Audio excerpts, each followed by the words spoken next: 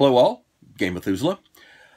Just having a nice leisurely Sunday here, doing a little painting and looking over the events down in Kingdom Con in San Diego. I'm going to be down there on the 19th to play a little gaming and wave the flag for HMGS PSW, which is my historical group.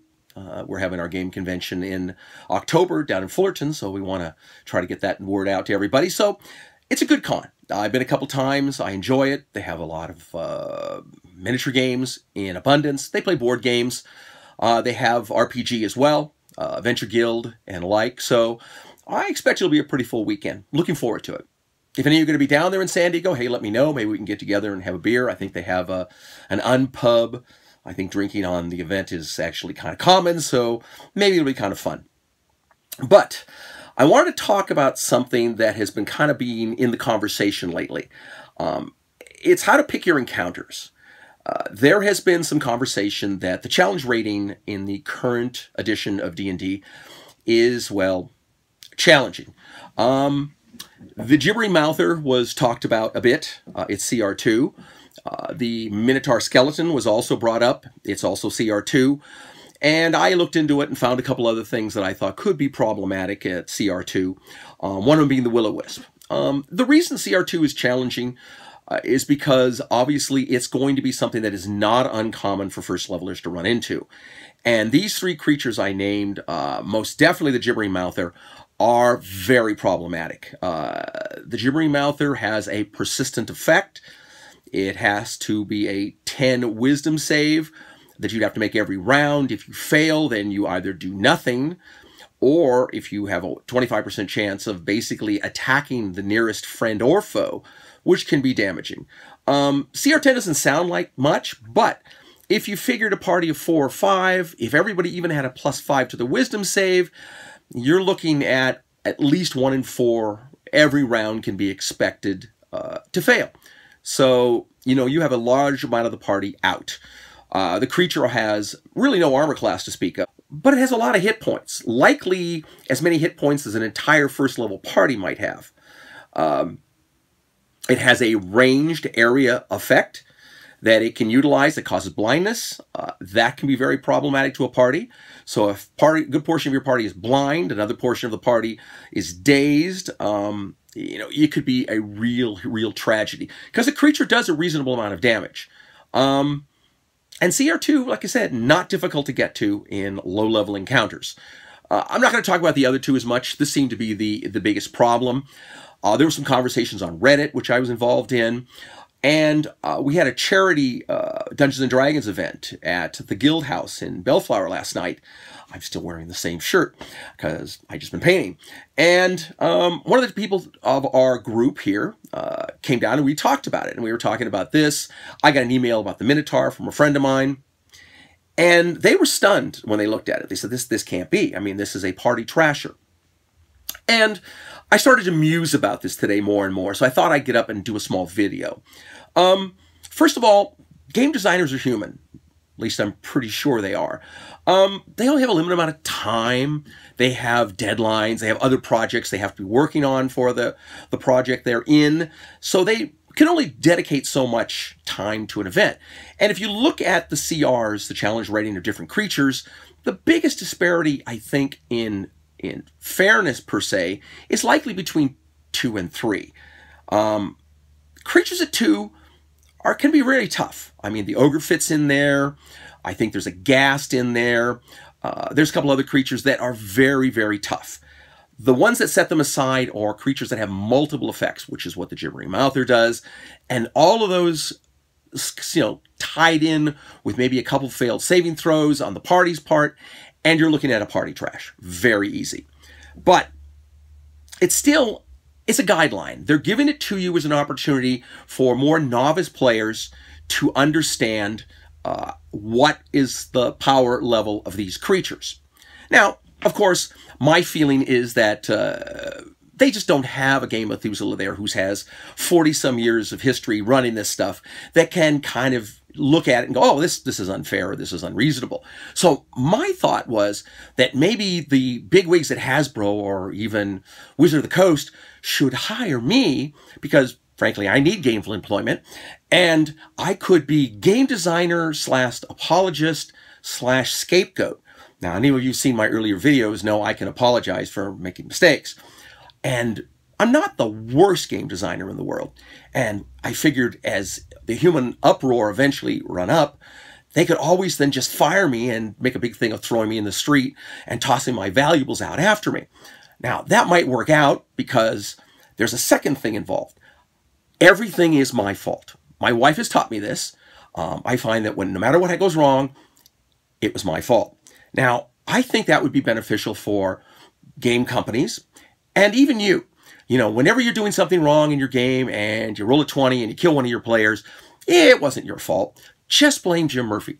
It was his fault. So I think there's a real career opportunity and a win-win for both of us here. The CR is really more of a suggestion, not a hard rule. You know, the Fantasy Trip and many other role-playing games don't even make an attempt to try to tell people what the challenge rating of a creature is. But since D&D is trying to open it up there and make it as friendly as it can for new players, they're trying to give you as much information as possible. So you need to take all of that with a little bit of a grain of salt. Modules don't normally have to have a CR. They're usually written by the pros from Dover, somebody who's played a lot, understands what his story is, understands what the creature is, and you're not likely to see this. In fact, if anybody out there knows of a module produced for 5th edition that has a gibbering mouther or an undead skeleton minotaur or a will-o-wisp in it, I would love to hear about it, but I would seriously doubt whether you'd ever run in that in a low-level adventure, because these seasoned players are going to know that these creatures are really, really dangerous and can end the adventure really quickly. For when you're building your own modules, obviously there's more of a problem because you don't necessarily always know. So you're depending upon the information they're giving you.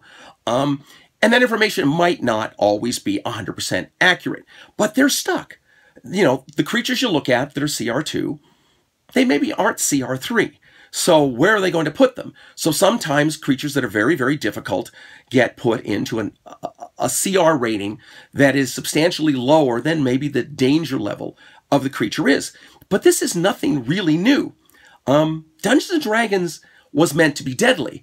And I'm kind of concerned that that has sort of gone away. I played a lot of D&D, and I kind of feel like a lot of people feel that that's not the same.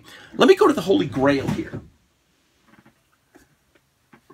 Tactical Studies Rules, 1974, original mail order, on the great, essentially, how to run your dungeons, your underworlds and wilderness adventures. It's got some really great stuff. Super thick book, which I would bet you that still most people who play D&D 0 did not read.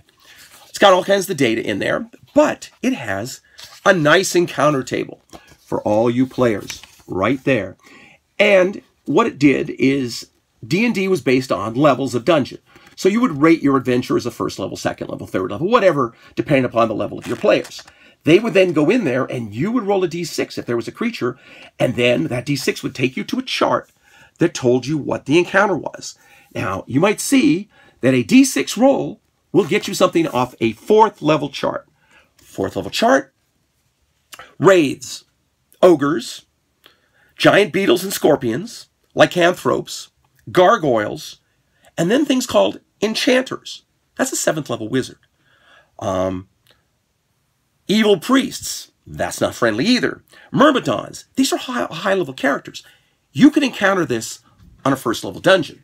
So the game was meant to be deadly, and it was.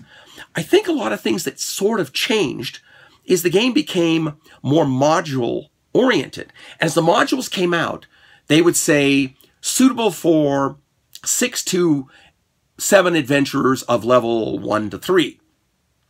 And that's how the game started to play with a lot of people. So eventually, and has it been for me in the last 20 years, I play in adventures where everybody runs one character. That's not old school.